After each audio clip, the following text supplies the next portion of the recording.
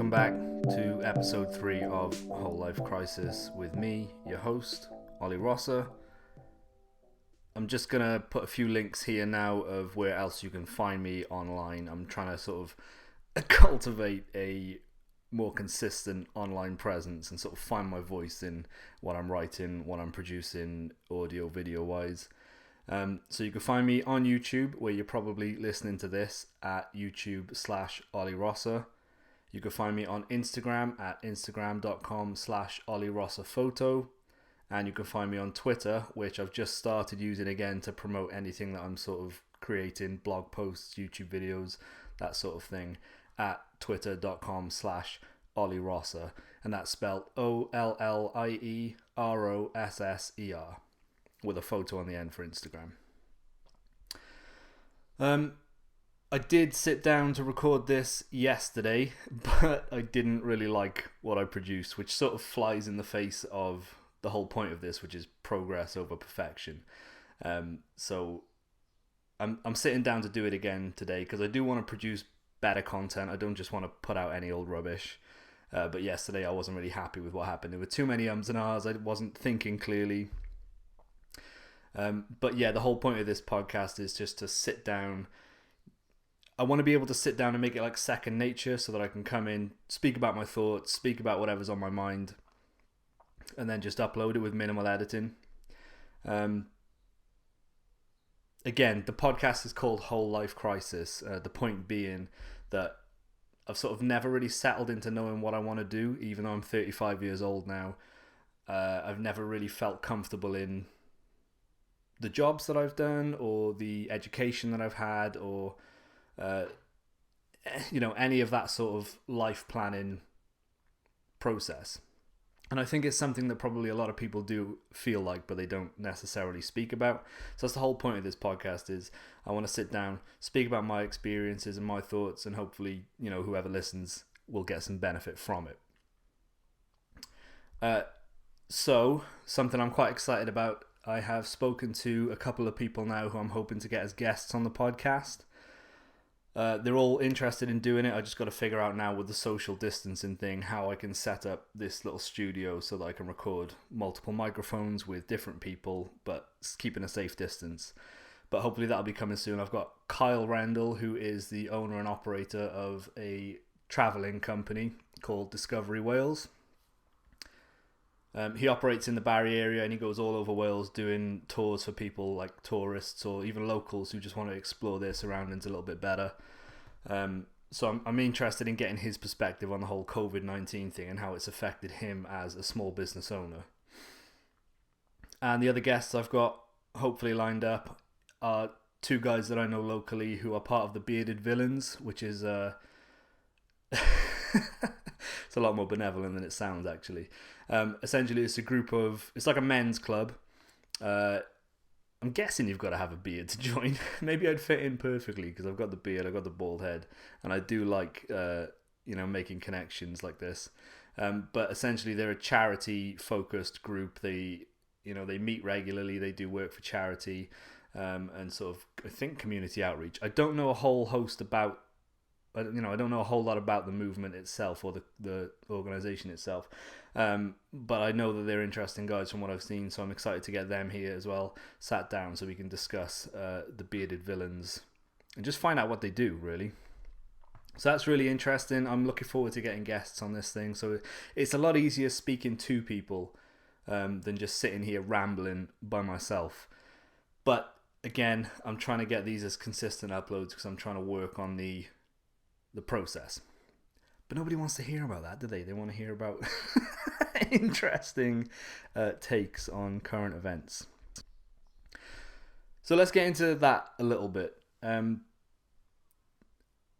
If you haven't been living under a rock, I'm sure you're aware that there are nationwide protests happening in the United States at the minute.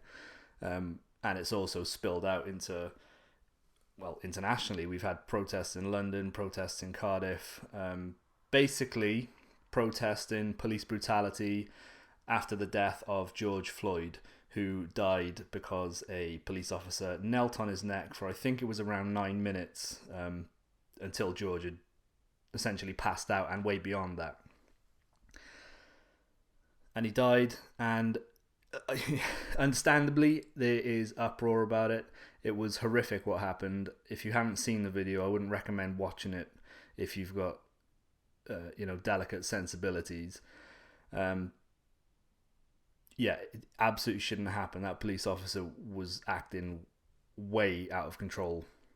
Even though he had the situation seemingly under control, there was no need to keep his knee on that guy's neck for as long as he did. The guy was subdued. The guy was clearly panicking, not in good shape, and there was absolutely no reason to do what he did. And what's worse as well is I think there were like 3 other officers who were assisting the situation who did nothing to step in. So without getting, I feel like I've just done the details of it, but without getting too detail focused about the specific situation, it was horrific. It shouldn't have happened, and it sparked a massive sort of, specifically in the United States, but global outrage. And it's not nice to see. It's concerning. I don't live in America. I'm from South Wales, but I do love American culture. I love the idea of when I was growing up, I always used to wish that I lived in America, that I was born in America, basically just because of the aesthetic of it, the choice that you've got over there. It's not good, but I was very like, I like food. I like junk food, and growing up, America sort of like was the mecca of massive choice. It's got, and as well, growing up then, since I've come to love the sort of varying landscapes. You've got mountains, you've got beaches, you've got valleys, you've got just a various array of landscapes. And America's always been something that I love, and it's really sad to see this. It feels like it's some sort of like civil war coming, and it's concerning me. But the protests are going on. The police are doing some things that they definitely shouldn't be doing towards what look like peaceful protesters, and then you've got people who are on the protester side who are doing things they shouldn't be doing. You've got looting, you've got antagonists who are antagonizing the police, who are, it's really difficult to see what's going on because you've got people on both sides, as far as I can tell, who are antagonizing. And the whole point of this is that people should be peacefully protesting, which they absolutely have a right to do, and I agree with the peaceful aspect of it. But it looks like it's already got out of hand, and I'm hoping that it sort of dampens down and everything, I don't know, resumes as, it's difficult to say, because resumes as normal means that it just goes back to how it was, but obviously the people who are protesting want some change. So I hope the situation resolves itself in a way that is beneficial for everybody involved. Let's just put it that way. But there's 2 things that I just wanted to discuss about the protests now, which is, first of all, I saw a screen grab from a news program while I was browsing Reddit earlier, and with regards to the whole COVID-19 lockdown situation, it seems now that public health experts have come out saying that they support the protests, which is obviously going to be a mass gatherings of many people in close quarters. But then on the other hand, they're still not allowing things like funerals for people who have lost family members, or they're still not allowing local businesses to open up. And that's concerning to me. I, again, like I say, absolutely understand the desire and the need for public protest in this situation, but it seems a little bit hypocritical then to not allow people to bury their loved ones and have proper send-offs for loved ones that have lost. So that's concerning. I just think this whole 2020 has just been one big problem. We've been locked in the house now for like 2 months. Not literally locked in. We've been allowed to go out, but we haven't been able to socialize or go about our regular daily routines. And now all of a sudden there's protests which are allowed, even though for the past 2 months we've been told to stay away from everybody else and, protect ourselves, protect our elderly loved ones. And people who have lost loved ones aren't allowed to bury them or have proper funerals. It's just a big mess. I don't even know how to articulate how I'm feeling about it, really. I know that I just don't like it, and I don't see how you can allow mass gatherings in public but not small gatherings in public if it seems that now public gatherings are allowed. And that leads me on to another thing that I wanted to discuss about the protests, which is David Dawn. Obviously these protests have started because one man lost his life, but now it's led to a lot more violence. I'm not sure the exact numbers, but many other people have now lost their lives as a result of these protests. And David Dawn was one that particularly stuck out to me. Again, if you haven't seen the video of David Dawn, don't look it up if you've got delicate sensibilities. But the basic story is he was a retired black police officer who was shot outside of his friend's pawn shop when he went there to assist over the looting of some TVs. That's the basic gist of it. I think he was 77 years old, obviously just trying to do something good, trying to do the right thing, and got killed because of it. And it's just horrific. I can't even fathom it. But I was made aware that there was a GoFundMe for the family of David Dawn, which I have donated $20 to. I can't give you the link here, but if you are interested in that and you want to donate as well, or you're interested in learning more about him, you can just Google David Dawn GoFundMe or David Dawn fundraiser, I think was what I typed in. And yeah, people are asking the wider community to speak up and to support these protests in whatever way you can. I don't like the idea of jumping on bandwagons, and I don't like the idea of virtue signaling, but if there is a cause that will help somebody in a specific way, I'm all for that. So that's what I tend to do in these situations, is look for who needs the help the most, and give to that cause. So yeah, for what it's worth, no one's going to listen to this, I'm sure, but yeah, David Dawn was a tragic situation, and whatever I can do to help, I'm glad that I've done. I think that's about it. I've done some, podcast maintenance, and I've explained that I've got a few guests coming on. There was another thing. Oh, let's talk about YouTube. So recently I've been doing a lot more work on YouTube because I've had a lot more time, seeing as I'm not working in my regular day job. Again, as I said at the beginning, you can find me there at youtube.com/OllieRosser. Basically, the channel is I've carved out an accidental niche in personal finance because I started out with a money box app review when I started saving and investing for my own personal benefit.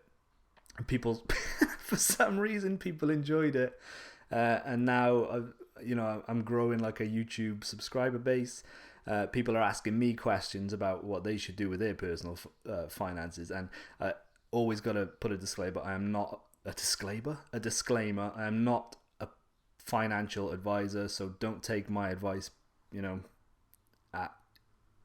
Take it with a pinch of salt. Do your own research. Basically, I'm just producing videos where I'm explaining what I'm doing, and then I'm hoping that I can get people thinking about their personal finances based on my actions and my journey.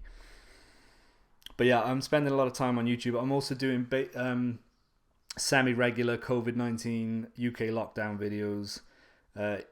Yesterday I was really excited because I took a little ride up to the local airport, Cardiff Airport, and it's obviously dead at the minute because there's no very few commercial flights coming in and out.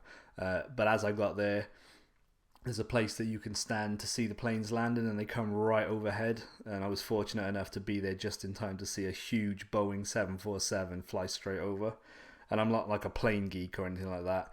I just think it's a pretty terrifying experience to be stood under a massive airplane that's descending. And the noise on it was unbelievable. So if you're interested in that kind of thing, you can go to that YouTube channel and see my latest video. Also in that video as well, while I was again discussing things, just trying to get my own thoughts out, I had a little Twitter rant. I don't like Twitter. I think it's quite a divisive platform. As I said at the beginning as well, I've recently started using it just to promote these videos, promote the podcast, promote my blog, which you can find at my website, which is www.olirosophoto.com. But yeah, I just had an interesting, well, I considered it interesting, little rant about Twitter, which I'm going to put here now. This was the problem. I was thinking about Twitter this morning, and I think I figured out why I don't really like it. If you've got 100 followers and you're sending out tweets, you don't know what those followers are going through in their own personal lives at the moment or at that time. So I was thinking about it in the sense of, like, if you've got a group of 10 friends and you know that one of those friends has just had a loss in their family, you probably wouldn't speak to the whole group without taking that into consideration. But on Twitter, you can just send tweets out and you don't know who's reading, you don't know what they're going through. And I think it promotes arguments, and I don't like it. I don't use Twitter. I've recently started back up on it just to tweet out when I upload a video or when I write a blog post or something like that. But yeah, I think even though technology has made the world a smaller place in the sense that we can all communicate with each other way more easily, you know, you can have interactions now with people across the world that you wouldn't have normally had the chance to. It's not necessarily a good thing. You know, it's promoting arguments, it's making people get offended about things that perhaps the initial intent of the author wasn't what you're getting offended about. By all means, get in touch with me. You can do that through my website. Thank you for listening. If you have listened, again, I'm looking at making these regular uploads so that I can get into the sort of second nature of... I can make this second nature just sitting down, pressing record on the microphone and go. Hope you're all staying safe. Take care. Don't forget the pandemic hasn't ended, even though the mass protests have been okayed. Stay safe, mask up, glove up, wash your hands, take care of yourselves, take care of each other, and we'll speak next time.